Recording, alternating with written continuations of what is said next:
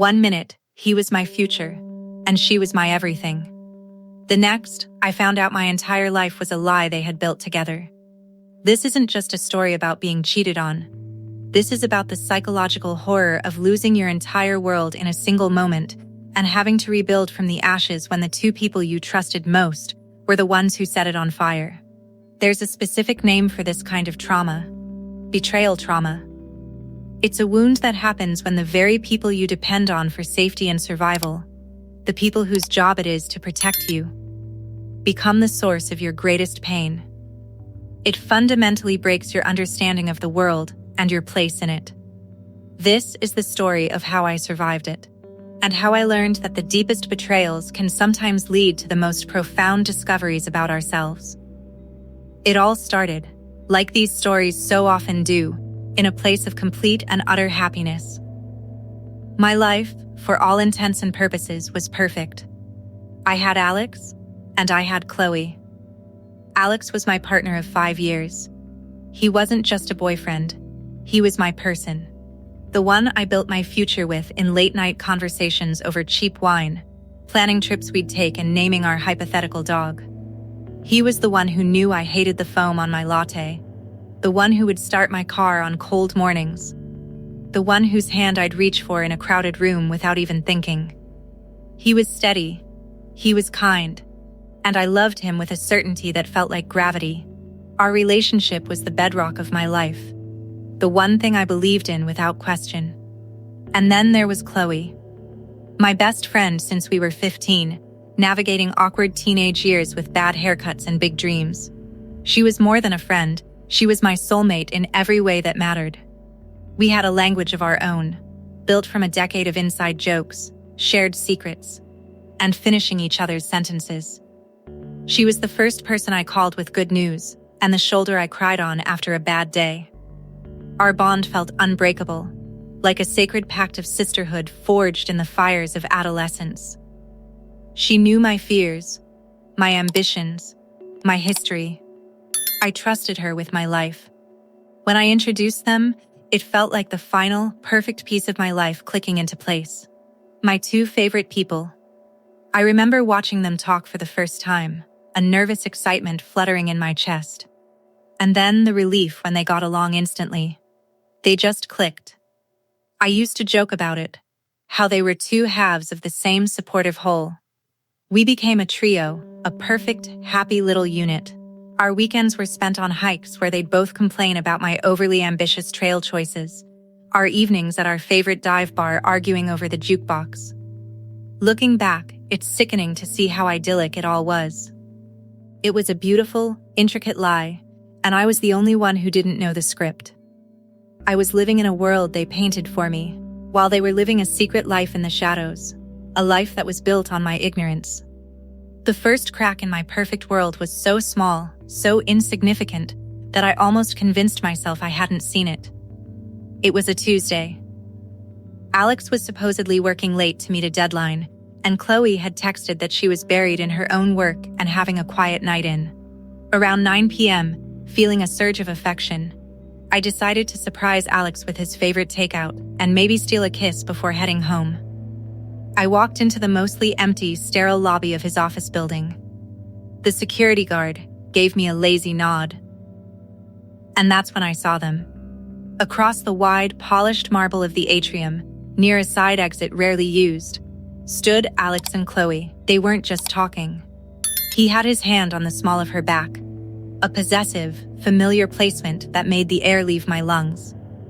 She was looking up at him with an intensity, a focused adoration, that I'd only ever seen her use with me. There was a weird intimacy in the space between them. It wasn't obviously romantic, but it was private, charged, a bubble that I was not a part of. My heart did a strange little stutter in my chest, a physical manifestation of confusion and alarm.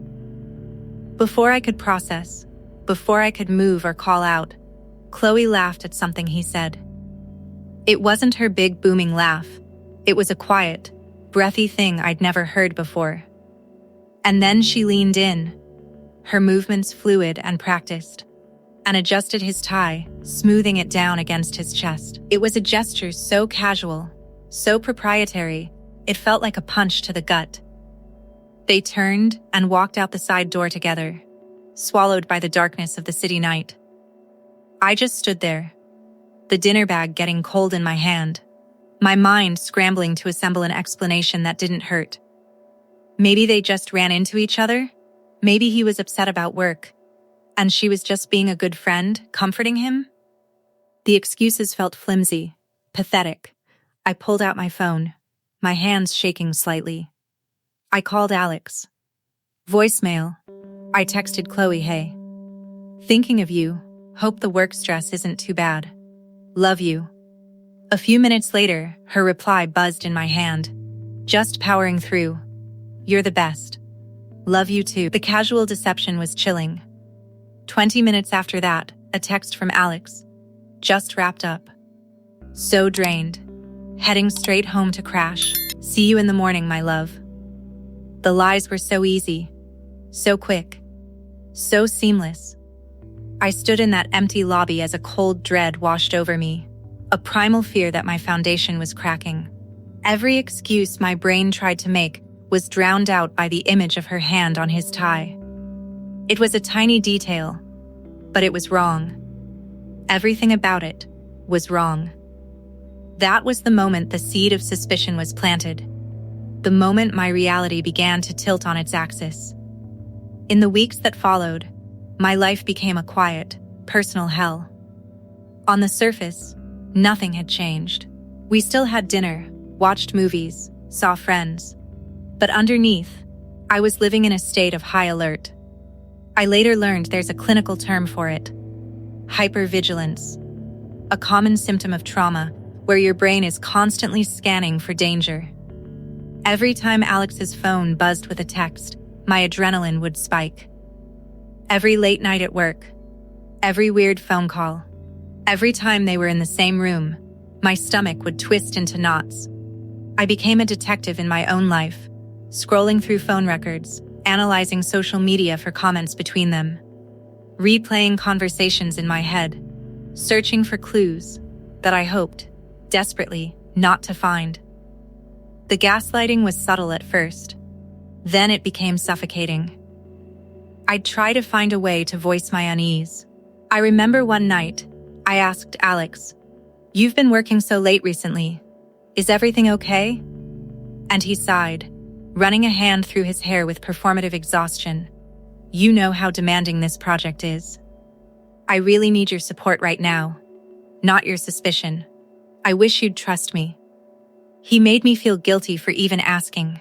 I'd mentioned to Chloe, "You and Alex seem to have a lot of inside jokes lately," and she'd laugh it off with a dismissive wave of her hand.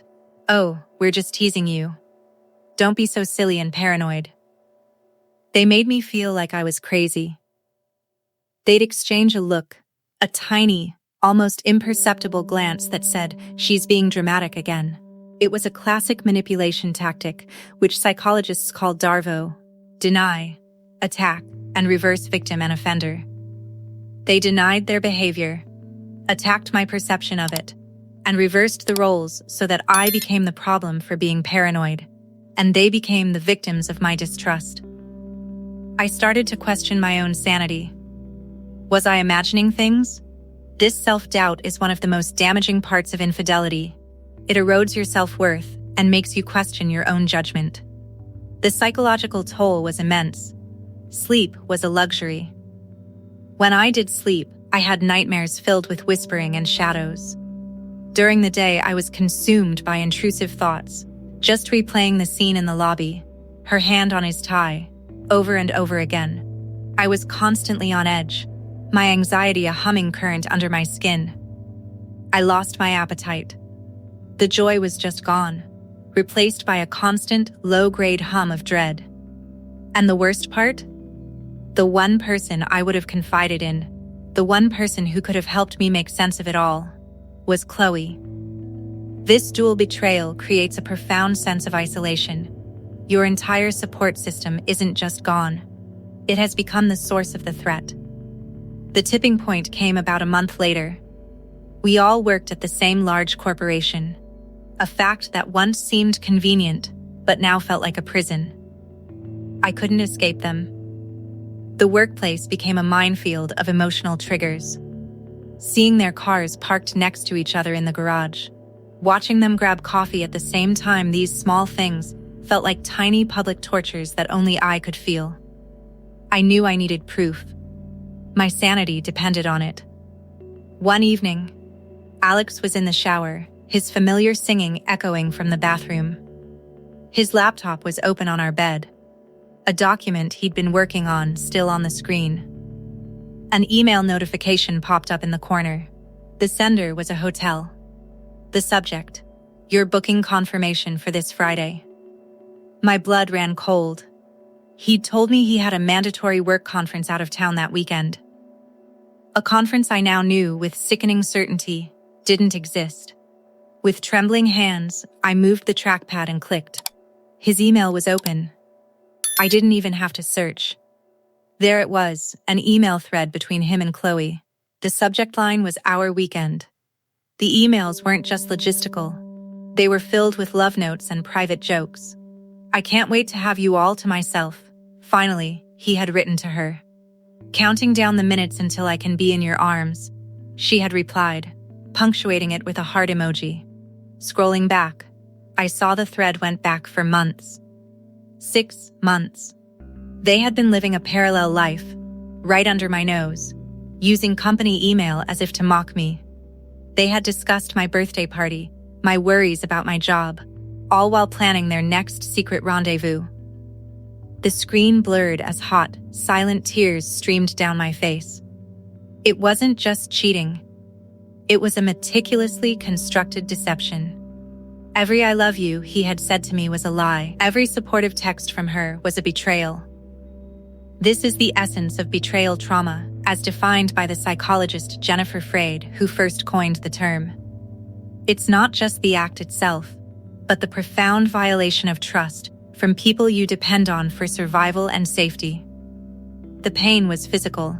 It felt like my chest was actually breaking apart, and there's a reason people talk about broken heart syndrome, or Takotsubo cardiomyopathy, a real medical condition where intense emotional stress can cause the heart muscle to weaken, mimicking the symptoms of a heart attack.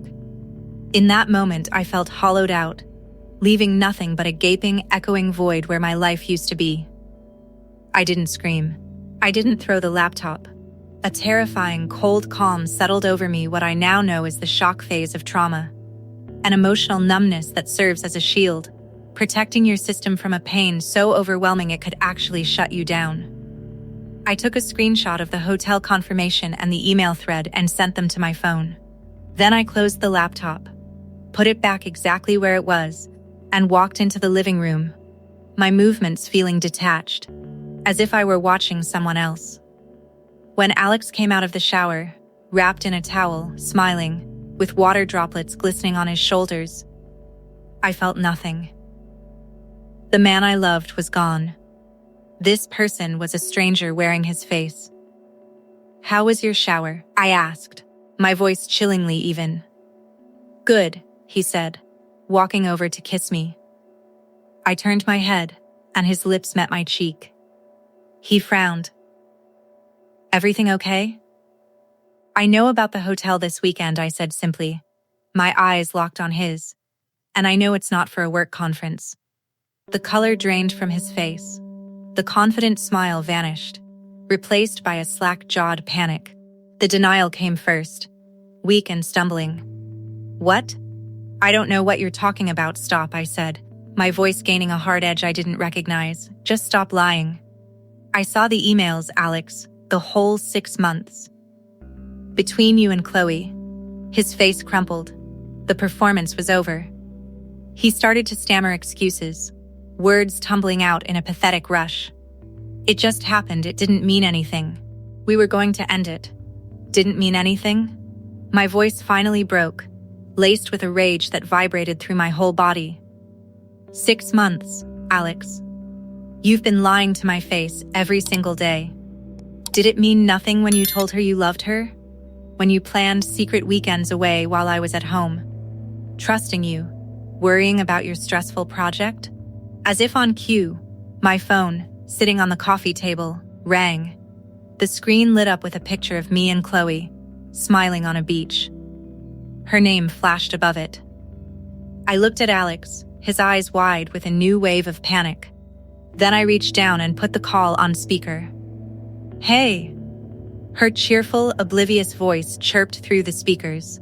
"Just calling to see what you're up to since Alex is out of town this weekend." I was thinking girls' night. The audacity was breathtaking. The sheer, calculated cruelty of it. I stared at Alex, watching the last bit of hope die in his eyes. "I know, Chloe," I said into the phone, my voice flat and dead. "I know everything." Silence, a long, heavy pause, and then I heard a shaky, sharp intake of breath on the other end. "I can explain," she finally whispered, her voice a ghost of what it was moments before. "No," I said, the cold calm returning like a shroud. "You can't. You two were my entire world. And you destroyed it. Together, you built your disgusting little love story on the ruins of my life." I hung up. I looked at the man I thought I would spend my life with. Now just a pathetic, shivering stranger in my living room. "Get out," I said. It wasn't a request. "Get your things and get out of my house." He opened his mouth, tears now streaming down his face. But I held up a hand. "There is nothing you can say that will ever fix this. You're a stranger to me. Both of you are." The days that followed were a blur of disorienting silence. The quiet in my apartment was deafening, a constant reminder of the life that had been violently ripped away. Every corner held a memory that was now tainted, poisoned. The coffee mug he used every morning, the blanket she and I huddled under during movie nights. The shock gave way to an all-consuming grief not just for my partner, but for my best friend. It was a dual loss so catastrophic it left me completely unmoored, drifting in a sea of pain. I was trapped in a unique kind of hell. The two people I would have instinctively turned to for comfort were the very source of my agony, leaving me utterly and terrifyingly alone. My phone blew up with texts and missed calls from both of them, a barrage of pathetic, self-serving apologies. "I never meant to hurt you. This is all my fault. Please just talk to me." I blocked their numbers. Deleting their contacts, severing those digital ties, felt like performing surgery on myself without anesthesia, like severing two of my own limbs. The fallout at work was a public humiliation I had to endure daily. I had to see them, sit in meetings while they sat across the room, and pretend I wasn't falling apart inside. The office gossip was merciless. I could feel the whispers and stares as I walked to my desk. People took sides. Some looked at me with a pity that felt like acid, others with a cruel curiosity, hungry for details. My work, once a source of pride, became impossible. I couldn't concentrate. I was exhausted from lack of sleep, and I felt a constant low-level panic that made my hands tremble. After 2 months of this daily torture, I resigned. I couldn't heal in the same environment where my trauma was on display every single day. I had lost my relationship, my best friend, and now my career, all because of them. The sadness was so heavy it felt like a physical weight pressing down on my chest, making it hard to breathe. I retreated completely from the world, a ghost in my own life. Healing from this kind of betrayal isn't a straight line. It's a messy, chaotic, brutal process.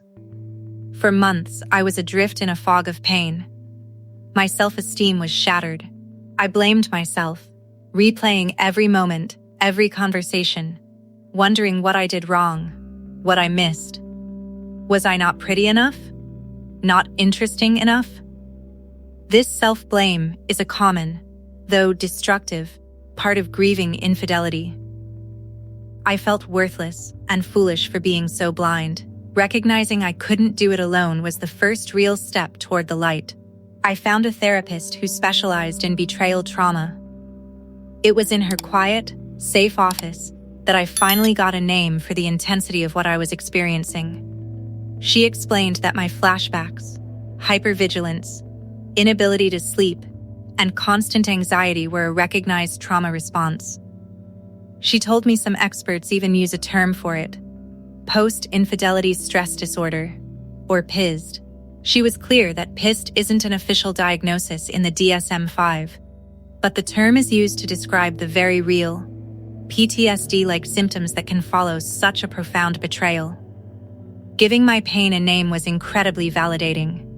It was permission to stop thinking I was crazy or overreacting.